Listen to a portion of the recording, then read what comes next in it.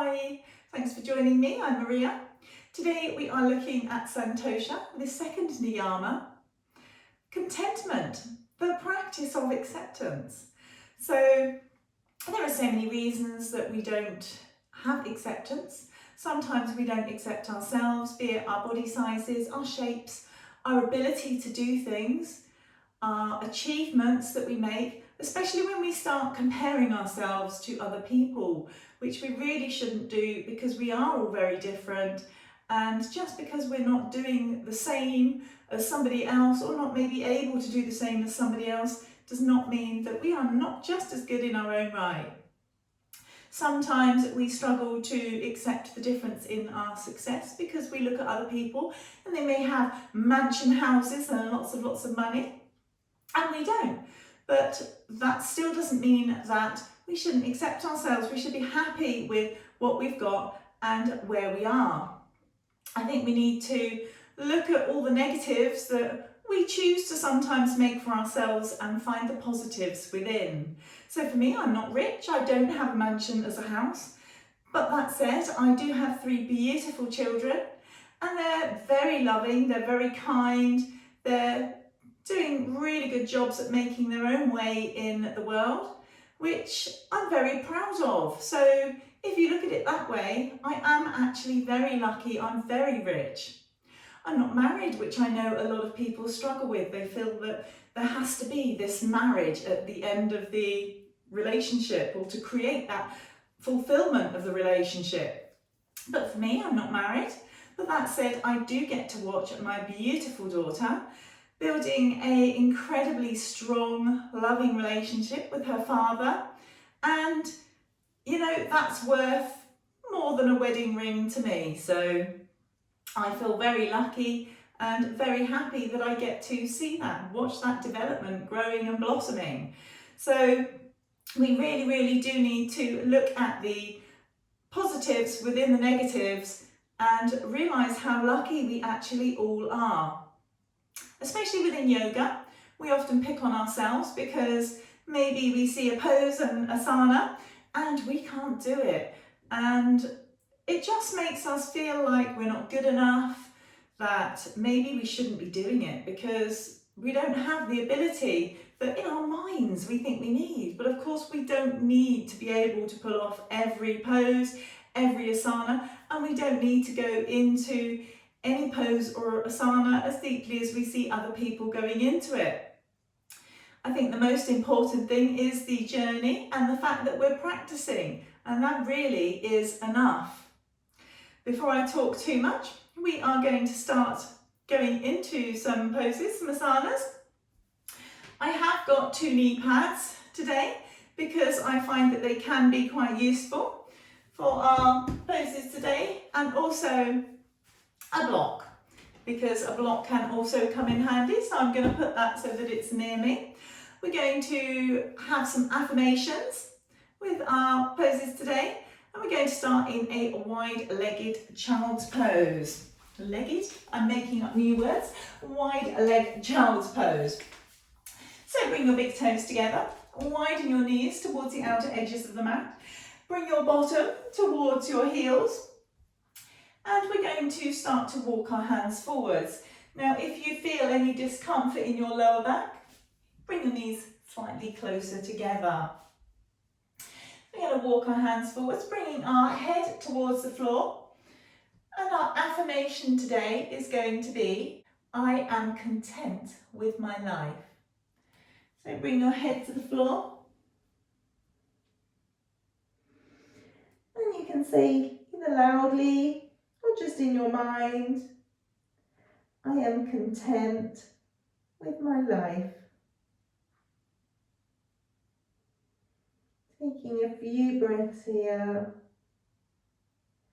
I am content with my life.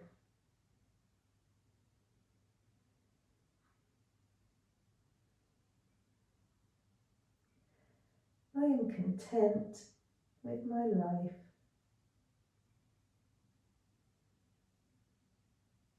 Start to walk your hands back in towards you. And then we're going to bring your hands behind you. Maybe bring your knees a little bit more in line with your hips. And just press your chest forwards, bringing your shoulders back and your elbows in towards each other. Opening up that chest. And our affirmation is, all I need is here before me. All I need is here before me.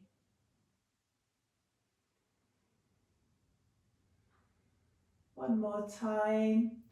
All I need is here before me. Going to bring the hands back forwards. Walking them out in front, tucking our toes to press up into downward facing dog. And we're just going to send those hips back, chest towards your thighs, reach up your right leg into a three-leg dog, and then bending into the knee, bring your knee just behind your right wrist, letting your left foot slide back, your left leg slide back slightly.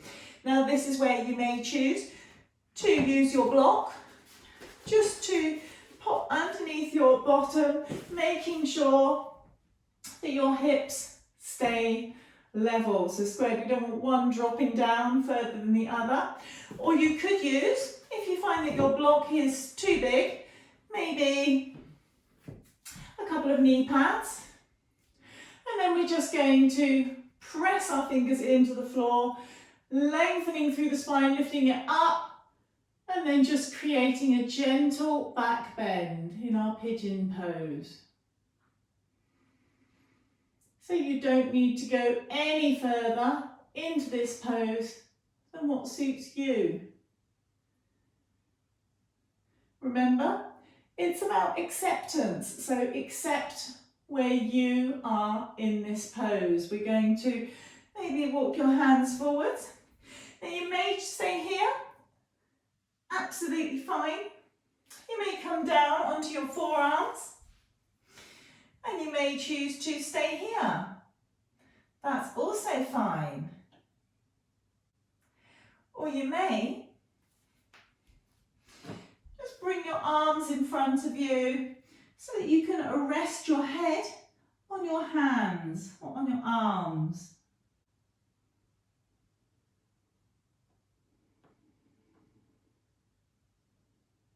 Our affirmation is,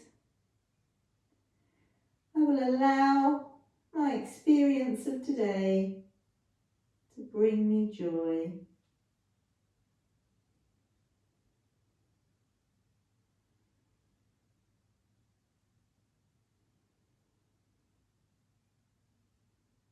I will allow my experience of today to bring me joy.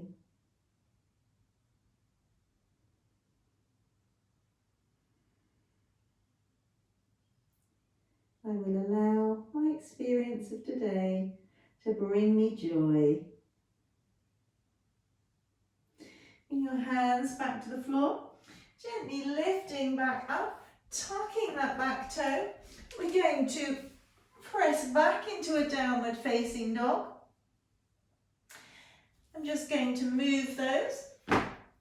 Lifting your right leg up. And then bringing your right knee through behind your lifting your left leg up and bringing your left knee through behind your left wrist, sliding your right leg back slightly. So again, you can choose to use your blocks, or you can just bring your knee pads and pop them underneath your hip, or you may not need them at all. Some days I use them, some days I don't. And we're just going to press those fingers into the floor, lifting, opening up that chest into a gentle back bend before starting to walk our hands forwards. And again, stopping here if that's what feels right for you, or coming down onto your forearms. Maybe choosing to stay here, making sure you keep your left foot flexed. You may actually have your foot in a parallel line to the top edge of the mat. That suits some people. For me, that doesn't work. So I have that acceptance and I bring my heel in towards my groin more. You may choose to lower all the way down, bringing your arms together to rest your head on. I am at peace with my past, content with my present, and optimistic about my future.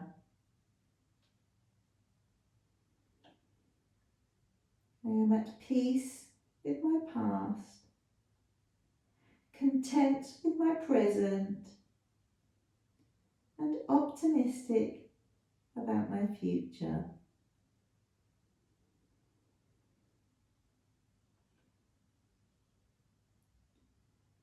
I am at peace with my past, content with my present, and optimistic about my future. Your hands back to the floor, pressing back up, tucking your back toes, and just coming back into a downward facing dog, treading through your legs